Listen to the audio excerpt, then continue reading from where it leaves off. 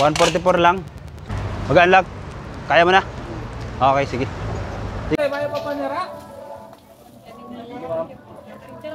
Ito yung pinadala, sir. Alright. Thank you po. Maraming salamat po. Okay na yan, sir. Hoy mga guys, panibagong araw, panibagong buhay. Oh, hay. Papunta ka naman para niya kayo. Ingat na lang kuya kasi Friday.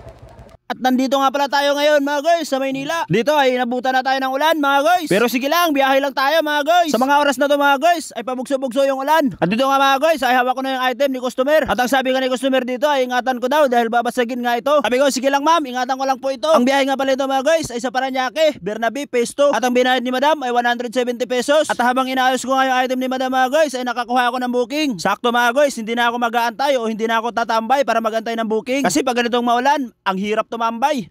At dito mga guys ay papunta tayo sa pangalawang pick up natin. Dito nga pala yan mga guys sa George Bukobo. Mabilis lang tayo narating mga guys kasi malapit lang to doon sa unang pick up natin.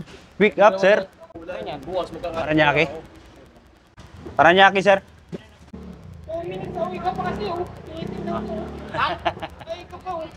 Doon pa ako, sir.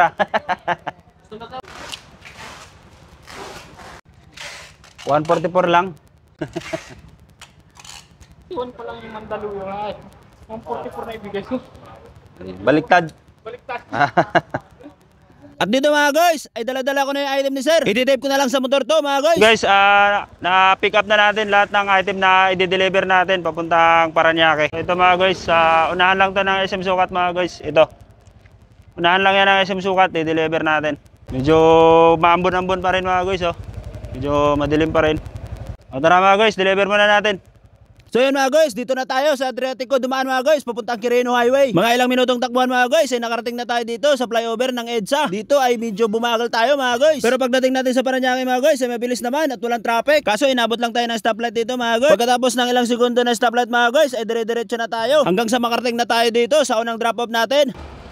So yun guys, after 35 minutes na biyahe natin galing dun sa George Bukobo, nakarating na tayo dito. So yun guys, tawagan muna natin si customer.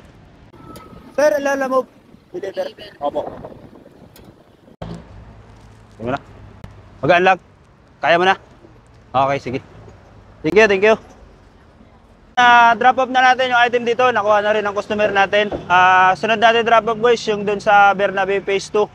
Ang layo nito guys ay 1.2 km at may travel time na 5 minutes.